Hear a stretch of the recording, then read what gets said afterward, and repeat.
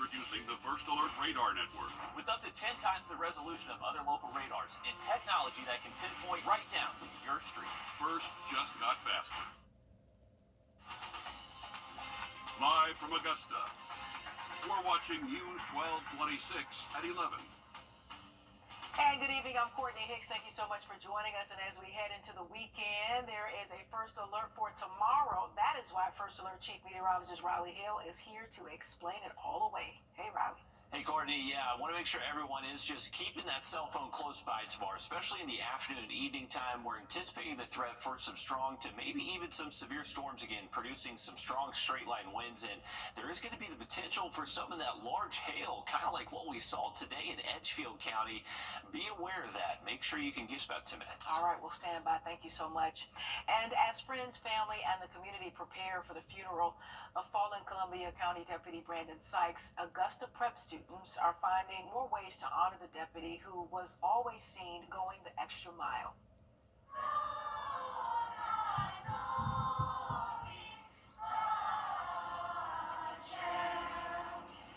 And that was one of just many ways the school honored Deputy Sykes with a celebration of life ceremony today. With that, we bring in your Hallie Turner, who joins us live in the newsroom with how students are remembering him and keeping his memory alive. Yeah, Deputy Sykes' bond with Augusta prep students ran deep. The headmaster tells me you never saw him without a smile, and his approachability made students feel safe. And even though students spent Wednesday wearing blue in his honor, they wanted to do something more, leading students outside Friday to the teardrop area with the American flag flying at half-staff. Upper school chorus and third grade students stood behind Deputy Sykes Memorial, singing a Latin song in his honor. A simple gesture, Headmaster Hedinger says, brings so much peace to a place that means so much to both Deputy Sykes and students. Being outside mattered. He loved being outside. He would walk through campus and often be seen with his smile. And so it was important, again, to be outside together. And we sang a song in the celebration of life. And that really lifted our spirits.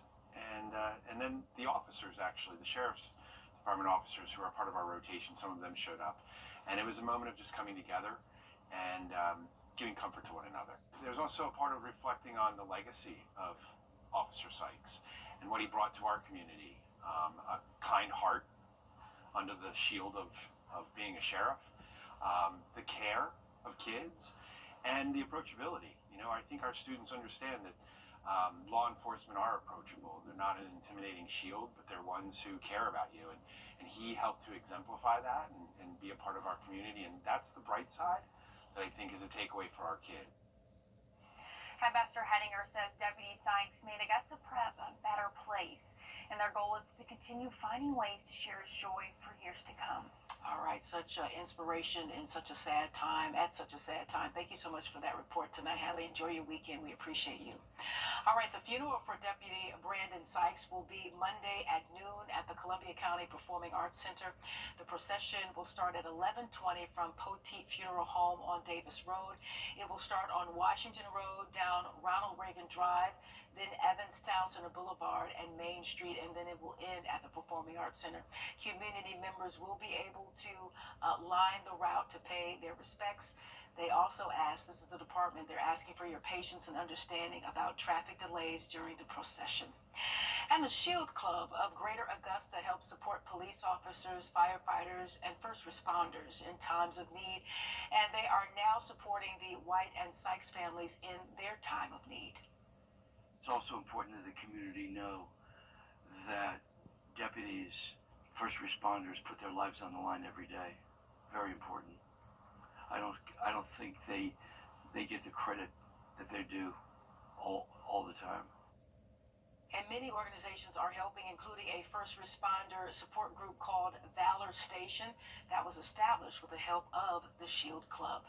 And if you are headed to Evans Market this weekend, make sure you find Daniel Designs. These big Lego-like figures are work from Chris Daniel and can be customized to represent law enforcement, military personnel, and more. As you see here, Daniel is gifting one to the family of Deputy Sykes, inscribed with Dad. He spoke about creating the figures to help support. The minute I found out that Brandon didn't make it and that White was injured, and he was in critical care. That was when I said, we need to do something. We need to do something to help these families because this is going to be hard. I think we as a community should be able to help one another, especially in a time like this when we lose someone that puts their life on the line to protect us. You know, they get a bad rap so many times, and then this happens. And then look at how communities come together in the times of need. And I think our community can't do that. We just have to do it. You just have to swallow your pride, or, believe in what you see and say, these families are hurting. They lost someone. Their other husband or son or brother is injured, and you have to look past and be like, they need help. And when people need help, you try and help.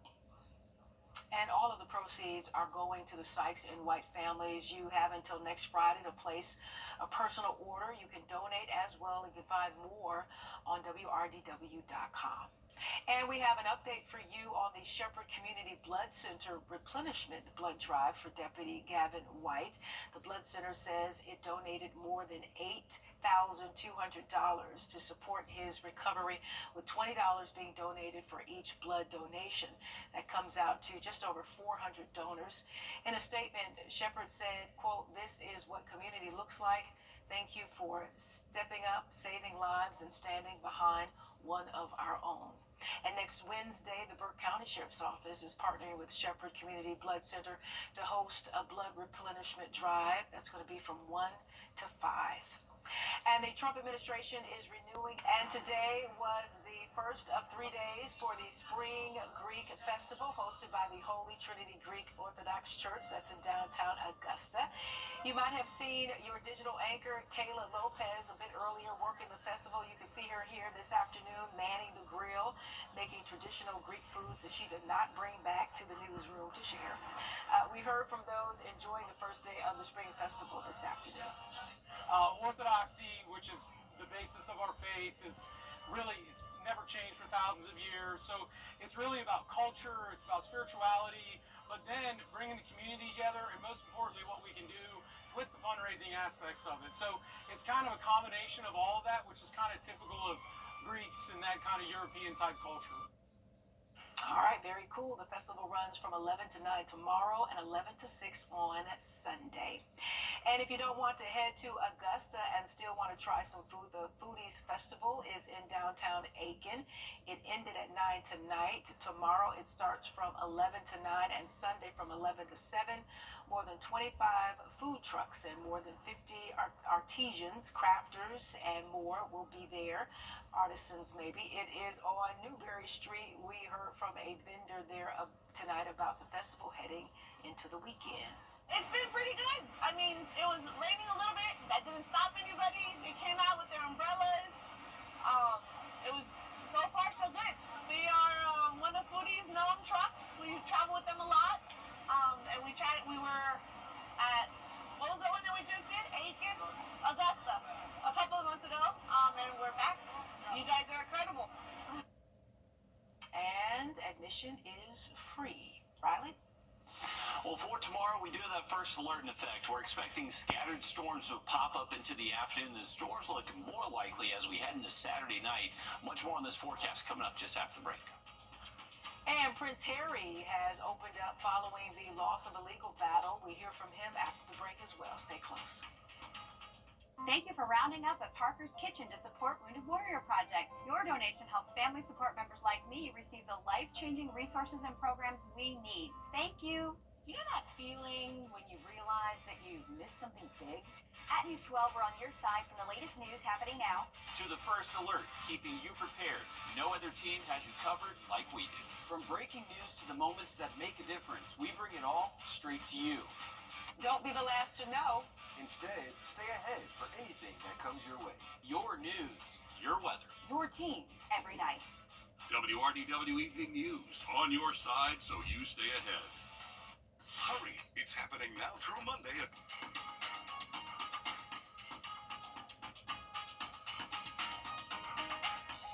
The First Alert team, named best in Georgia. $9 for the $8.99. Great. It's gonna be great. And tonight we are introducing you to a flight attendant who is lifting his passengers' spirits. It's a real sweet story. Jesse Kirsch brings it to you tonight. Thanks, ladies. When flight attendant John McKay boards a plane, Hey, guys. he packs more than a carry-on. This is a journal that I take around with me when I'm traveling. A journal that really belongs to his Southwest Airlines passengers, who spontaneously share poetry, prayers, even love advice, and elaborate works of art. People may be traveling for a happy reason or a sad reason, and you oftentimes don't have time to figure that out. So it was a way that I kind of keyed into that, I think. John started sharing his journal in 2023, but its true power became clear when he flew from Maui after that island's devastating fires. There was a guy in the front row that grabbed it out of my hands, and it traveled the entire plane. Passengers pouring their hearts out on the page about Maui and more. Lost my son a year and a half ago. Couldn't work, couldn't get out of bed for almost 10 months. It's powerful stuff. Does it surprise you that people are willing to share that kind of thing? It does and it doesn't. I mean, I think connection is the most important thing for humans. Flying from Dallas to Houston, it did not take long for Eliza Norris to ask for the journal. Thought I had it all, and so many losses also. Through it all, never give up. Why are you willing to share this? You know, you get to a certain age and you only want to help. I love hearing other people's experiences too.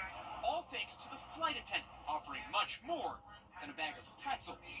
Jesse Kirsch, NBC News, flying over Texas. Oh, I love that. Our thanks to Jesse for that tonight. Spring playoffs are happening everywhere across the CSRA. Coming up, your Joseph Doring takes us through a loaded Friday night across several sports. We'll be right back. Stay with us. Memorial Day savings are going on now at Ashley. Save up to 20% off store-wide. And Hot Buy start at just $2.99.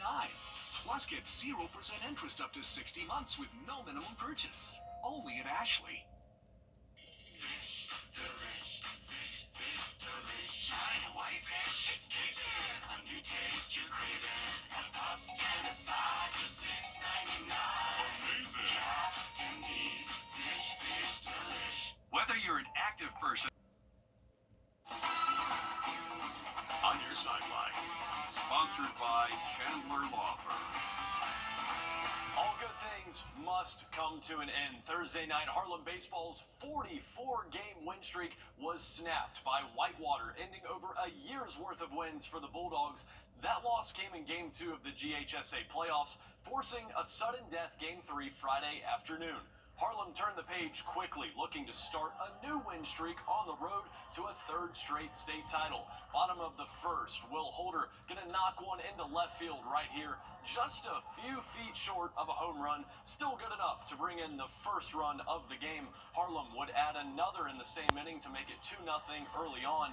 To the bottom of the third we go. Whitewater looking for the pickoff at first, but instead of finishing that off, the play goes to home. Where's the baseball? Not in the catcher's hand. The Wildcats catcher goes flying into the dirt as another Bulldog crosses home plate. Harlem would go on to hold that early lead, knocking Whitewater out of the playoffs in Game 3, 5-2.